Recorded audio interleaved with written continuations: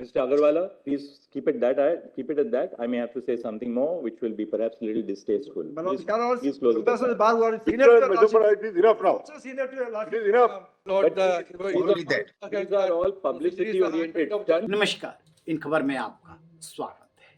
Chief justice of India DY Chandrachud आज काफी नाराज थे और खरी खरी सुना रहे थे। मामला था इलेक्टोरल बॉन्ड में स्टेट बैंक ऑफ इंडिया द्वारा पर्याप्त जानकारी न देने के खिलाफ जो याचिकाएं दाखिल हुई थी उस पर सुनवाई का। दरअसल 15 फरवरी को सुप्रीम कोर्ट ने यह आदेश दिया था स्टेट बैंक ऑफ इंडिया को कि आप जो भी इलेक्टोरल बॉन्ड से रिलेटेड जानकारी है वो चुनाव आयोग को उपलब्ध करा दीजिए, चुनाव आयोग उसे वेबसाइट पर प्रकाशित करेगा। स्टेट बैंक ने ये काम नहीं किया, उल्टे 30 जून तक का समय मांगने के लिए उसके पास पहुंच गया। सुप्रीम कोर्ट ने स्टेट बैंक की बात नहीं मानी और कहा कि तुरंत आप 24 घंटे के अंदर ये जानकारी उपलब्ध कराइए। बाद में स्टेट बैंक ने जानकारी दी, चुनाव आयोग ने उसे प्रकाशित किया, वो आधी अधूरी जानकारी निकली। इसको लेकर के ढेरों याचिकाएं सुप्रीम कोर्ट के पास आ गई कि आपके आदेश के बावजूद आधी अधूरी जानकारी दी गई है। इसी दौरान क्या होता है कि 11 मार्च को जब सुनवाई हुई थी और सुप्रीम कोर्ट ने साफ साफ स्टेट बैंक ऑफ इंडिया को कह दिया कि आपको जानकारी देनी ही होगी, आपके पास कोई ऑप्शन नहीं है, तो सुप्रीम कोर्ट बार एसोसिएशन के अध्यक्ष हैं आदेश सी अग्रवाल, उन्होंने राष्ट्रपति को चिट्ठी लिख दी और उसमें अनुच्छेद 143 का हवाला दिया जिसमें राष्ट्रपति को सुप्रीम कोर्ट से रेफरेंस मांगने का अधिकार है। कहा कि इससे तो गोपनीयता भंग हो रही है।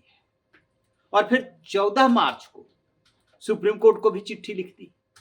उस बात का हवाला आज chief justice of India DY Chandrachud ने भरी कोर्ट में दिया कि वो पब्लिसिटी स्टंट था।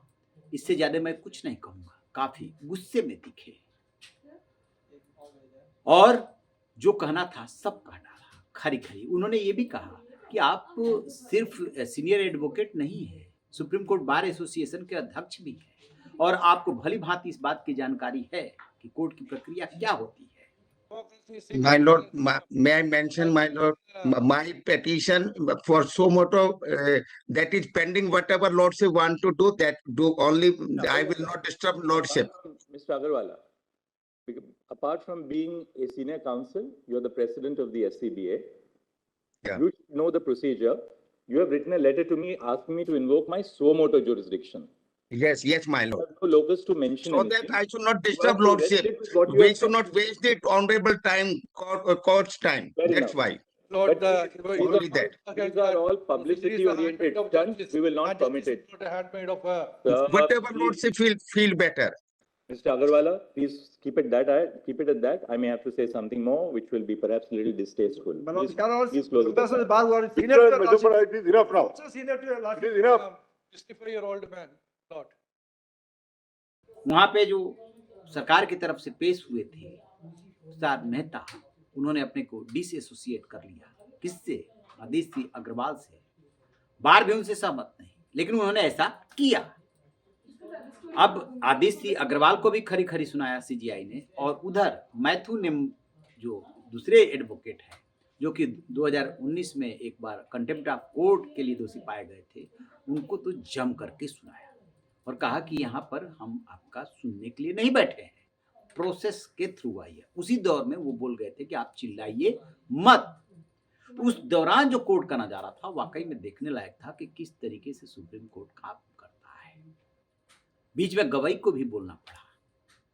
ऐसा गवाही इसलिए बोले क्योंकि वो मैथ्यू जो है एडवोकेट, वो रुकने का नाम ही नहीं ले रहे थे और बार बार CGI उनको रोक रहे थे। तो बात बढ़ गई थी आज काफी। अंततः सुप्रीम कोर्ट ने फिर से स्टेट बैंक ऑफ इंडिया को ये कहा कि आप जो है 21 तारीख की शाम 5 बजे तक पूरी जानकारी, फिर शिकायत मिल नहीं जानी चाहिए कि आपने पूरी जानकारी नहीं दी है। अब पूरी जानकारी से क्या मतलब है? मतलब यह है कि एक सेट में जो बॉन्ड खरीदने वालों का डिटेल है, दूसरे सेट में उसे भुनाने वालों का, ये पता चलना चाहिए कि किसने किसको कितना दिया। यहीं पे स्टेट बैंक का फंस गया है। आपकी क्या राय है? कमेंट बॉक्स में जाके कमेंट जरूर कीजिएगा। रहिए बेखबर, देखते रहिए।